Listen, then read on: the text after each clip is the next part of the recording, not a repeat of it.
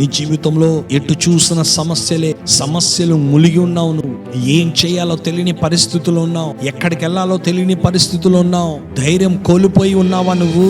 దేవుడు ఏమంటున్నాడంటే, దేవుని బట్టి ధైర్యం తెచ్చుకొని నిలబడు. ఎందుకనంటే దేవుడు నీకు తోడే ఉన్నాడు. నీ జీవితంలో ఉన్న సమస్యలను నువ్వు ఎదిరించగలవు. నీ జీవితంలో ఉన్న సమస్యలను అధిగమించగలవు. నీ జీవితంలో సమస్తము విషయాన్ని నువ్వు జయించగలవు ధైర్యం తెచ్చుకుంటే గనక.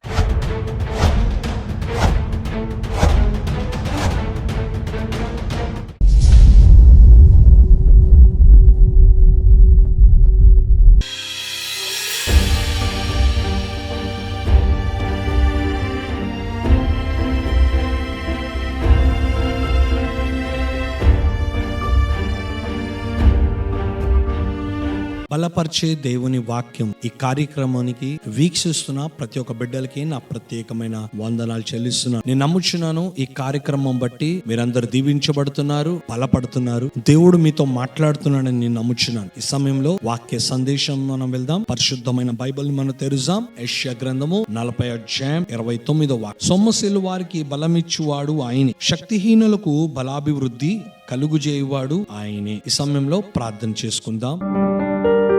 సర్వశక్తి కలిగిన దేవా, స్తుతులకు పాత్రుడా, మీకే స్తుతి స్తోత్రాలు తండ్రి. ఇదిగో ప్రభా, ఈ మెసేజ్ వింటున్న వారు ప్రభా, ప్రతి ఒక్క బిడ్డల్ని మీరు పేరు పేరు జ్ఞాపకం చేసుకోండి. ఏ దేశంలో, ఏ ప్రాంతంలో, ఏ పట్టణంలో, ఏ గ్రామం నుంచి ప్రభా ఈ మెసేజ్ వింటున్నారు, ప్రతి ఒక్క బిడ్డల్ని మీరు దీవించండి, ఆశీర్వదించండి ప్రభా. మీరు సూటిగా మాట్లాడండి ప్రభా, వారిని బలపరచండి, లేవనెత్తండి ప్రభా. మీ కృప చూపించండి, మీకే స్తుతి స్తోత్రాలు. సిల్వర్ చాట్ని నన్ను మరుగుపరచండి, తద్వారా మీ నామం మహిమ రావడానికి కృప చూపించమని యేసుక్రీస్తు నామంలో ప్రార్థిస్తున్నాము తండ్రి, ఆమేన్. ఈ రోజు అంశము ధైర్యము తెచ్చుకొని నిలబడు. బలహీనంగా ఉన్న వారిని బలపరిచేవాడు మన దేవుడు, కన్నీరు తుడిచేవాడు మన దేవుడు. ఈ రోజు మనం చూస్తున్నాము, చాలా మంది ధైర్యంగా నిలబడలేకపోతున్నారు. వారి జీవితంలో ఉన్న వారి పరిస్థితులు బట్టి, వారి కష్టాలు బట్టి, వారి శ్రమలు బట్టి, వారి యొక్క అవమానాలు బట్టి గాని ప్రతి పరిస్థితిలో నిలబడలేని వారుగా ఉన్నవారు చాలా మంది ఉన్నారు. ఈ రోజు అతి ముఖ్యంగా మనిషికి అవసరమైంది ఏంటంటే ధైర్యము కావాలండి. ధైర్యం లేకపోతే ఏ మనిషి కూడా నిలబడలేడు. ధైర్యం లేకపోతే ముందుకు వెళ్ళలేడు. ధైర్యం లేకపోతే వారి జీవితంలో ఎన్ని సమస్యలు వచ్చినా కూడా ఆ సమస్యల్ని ఎదుర్కొని నిలబడలేరు. అట్టి ధైర్యము దేవుడు నీకు ఇవ్వాలని కోరుకుంటున్నాడు. అందు గురించి దేవుడు అతి ముఖ్యంగా ఈ రోజు మాట్లాడుతున్నాడు ఏంటంటే, ధైర్యము తెచ్చుకుని నిలబడు. బైబిల్లో అనేక భక్తులు ఉన్నారు, వారి జీవితంలో ధైర్యము తెచ్చుకుని నిలబడ్డారు. ఎవరో ఒకసారి మనం చూద్దాం.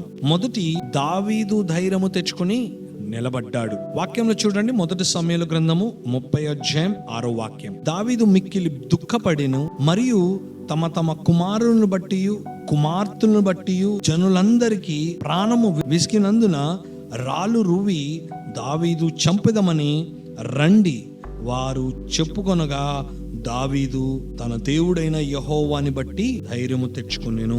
ఇలాంటి పరిస్థితుల్లో దావీదు ధైర్యం కోల్పోలేదండి. అలాంటి పరిస్థితుల్లో ధైర్యం కోల్పోయి కృంగిపోలేదండి, బలహీన పడలేదండి. అలాంటి పరిస్థితుల్లో దావీదు దేవుణ్ణి దూషించలేదు, దేవుణ్ణి ప్రశ్నించలేదు, కానీ యెహోవాని బట్టి ధైర్యం తెచ్చుకుని నిలబడ్డాడండి. అలాగే దేవుడు మనతో కూడా కోరుకుంటున్నాడు ఏంటంటే, ధైర్యము తెచ్చుకుని నిలబడే వారుగా ఉండాలని దేవుడు కోరుకుంటున్నాడు. నీ జీవితంలో ధైర్యము తెచ్చుకుని నిలబడు.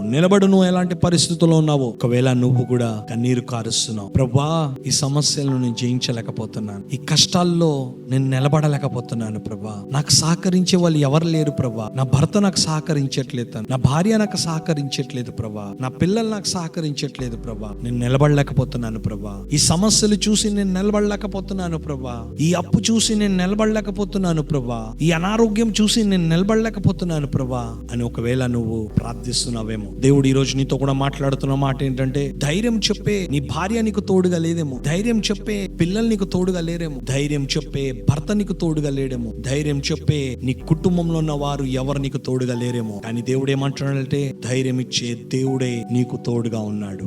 ఆమేన్, హల్లెలూయా. నీ జీవితంలో ఎటు చూసిన సమస్యలు ములిగి ఉన్నావు. నువ్వు ఏం చేయాలో తెలియని పరిస్థితుల్లో ఉన్నావు, ఎక్కడికి వెళ్ళాలో తెలియని పరిస్థితుల్లో ఉన్నావు, ధైర్యం కోల్పోయి ఉన్నావా నువ్వు? అయితే దేవుని బట్టి ధైర్యం తెచ్చుకొని నిలబడు. ఎందుకనంటే దేవుడు నీకు తోడే ఉన్నాడు. ధైర్యం కోల్పోవద్దు ఏమాత్రము. ఎవరు నీకు తోడుగా లేకపోయినా పర్వాలేదు, కానీ దేవుని బట్టి ధైర్యం తెచ్చుకొని నిలబడు. నువ్వు నీ జీవితంలో ఉన్న సమస్యలను నువ్వు ఎదిరించగలవు. నీ జీవితంలో ఉన్న సమస్యలను నువ్వు అధిగమించగలవు. నీ జీవితంలో సమస్తము విషయం నువ్వు జయించగలవు ధైర్యం తెచ్చుకుంటే గనక. రెండో వ్యక్తి ఎవరంటే ప్రవక్త అయిన ఏలీ కూడా ధైర్యము తెచ్చుకుని నిలబడ్డాడు. పరిశుద్ధమైన బైబిల్ ని మనం చూద్దాం. మొదటి రాజుల గ్రంథము 19వ అధ్యాయం 1 నుంచి 7వ వాక్యం వరకు మనం ధ్యానిస్తే గనక ప్రవక్త అయిన ఏలీ ద్వారా దేవుడు అనేక అద్భుత కార్యాలు దేవుడు చేశాడు. అలాంటి ప్రవక్త అయిన ఏలియే యెజబెలు చంపేస్తది ఈ వార్త వినగానే భయపడిపోయారు, ధైర్యంగా నిలబడలేకపోయాడు. అలాంటి పరిస్థితిలో దేవుడు విడిచిపెట్టలేదు. అలాంటి పరిస్థితిలో దేవుడు ఏలీకి తోడుగా ఉన్నాడు. దేవుడు ఆయన దేవదూతని పంపడం జరిగింది. ఎప్పుడైతే ఆ దేవదూత వచ్చిన తర్వాత ఏలీ తిరిగి మళ్ళీ ధైర్యము తెచ్చుకొని నిలబడ్డాడు. నా పితరుల కంటే నేను ఎక్కువ వాడును కాను, ఇంత మట్టుకు చాలును, నా ప్రాణము తీసుకొనము అని ప్రార్థన చేసెను. ఏలీ ఏం ప్రార్థన చేస్తున్నాడంట?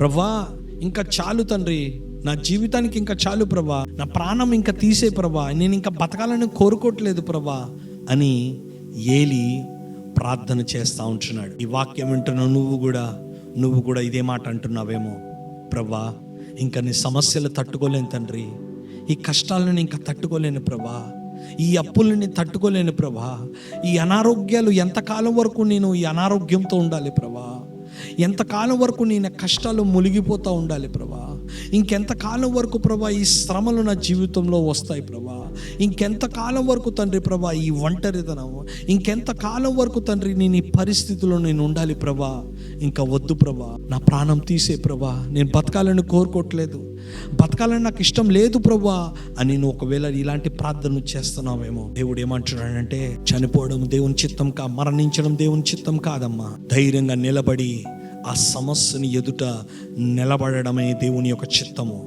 దేవుని యొక్క ప్రణాళికలు ఏంటంటే నువ్వు భయపడిపోయి చనిపోవడం కాదు, ధైర్యంగా నిలబడి ఆ పరిస్థితిని జయించేవాడుగా ఉండాలి, ఆ పరిస్థితిని అధిగమించేవాడుగా ఉండాలి. కానీ చనిపోవడము అనేది దేవుని యొక్క చిత్తం ఏమాత్రం కాదు. ఒకవేళ నీ భర్త గురించి నువ్వు ఎంత ప్రార్థన చేసినా నీ భర్త మారట్లేదు, ఒకవేళ నీ భర్త భయంకరంగా తాగి నిన్ను చాలా హింసిస్తున్నాడేమో, నిన్నెన్నో రీతిగా బాధ పెడతా ఉంటున్నాడేమో, నీ పిల్లలు నిన్ను చాలా బాధ పెడతా ఉంటున్నారేమో, నీ భార్య నిన్ను చాలా బాధ పెడుతుందేమో, కానీ దేవుడు ఏమంటున్నాడంటే ఎవరు నిన్ను బాధ పెట్టినా దేవుడు తప్పక వారిని మార్చబోతున్నాడు. దేవుని స్తోత్రం, హల్లెలూయా. అలాగే యెహోషువ ధైర్యం తెచ్చుకొని నిలబడ్డాడు.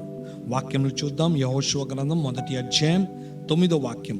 నేను నీకు ఇచ్చుచున్నాను కదా, నిబ్బరము కలిగి ధైర్యము కలిగి ఉందుము, దిగులు పడకుము, జడియకుము, నీవు నడుచు మార్గమునన్నిట్లో నీ దేవుడైన యెహోవా నీకు తోడై ఉండును.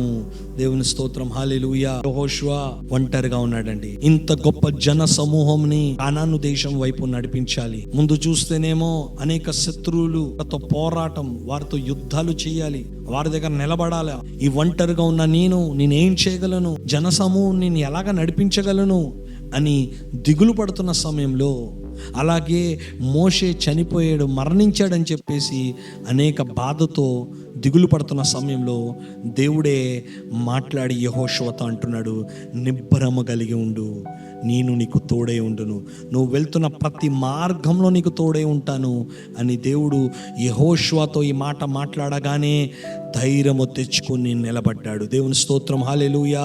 యెహోషువకి దేవుడు తోడుగా ఉన్నట్టు దేవుడు నీకు కూడా తోడై ఉన్నాడు. దేవుని స్తోత్రం, హల్లెలూయా. దేవుని వాక్యాన్ని బట్టి నువ్వు ధైర్యం తెచ్చుకో. దేవుడే నీతో మాట్లాడుతున్నాడు, దేవుడు నీకు వాగ్దానం ఇస్తున్నాడు. ధైర్యము తెచ్చుకొని నిలబడు, నిబ్బరము కలిగి ఉండము, జడియకుము, కదలకు, దేన్ని చూసి నువ్వు భయపడకు, నీ సమస్యలు చూసుకుని భయపడకు, నీ కష్టాలు చూసుకుని భయపడకు, నీ అనారోగ్యం చూసి భయపడకు, నీ పరిస్థితులు చూసుకుని ఏమాత్రం భయపడొద్దు. ఒకవేళ నీ జీవితంలో నువ్వు ఒంటరితనంలో ఉన్నావేమో, నీకు ఎవ్వరు తోడుగా లేరు, ఒంటరిగా నువ్వు వెళ్తున్నావేమో, ఒంటరిగా ముందు కొనసాగుతున్నావేమో, ఏ విషయంలో నేను ఒంటరిగా ఉన్నానని దిగులు పడకు, ఏ విషయంలో నాకు తోడుగా ఎవరు లేరు అని దిగులు పడకు. దేవుడు నీకు తోడుగా ఉన్నాడు. ధైర్యం తెచ్చుకొని నిలబడు.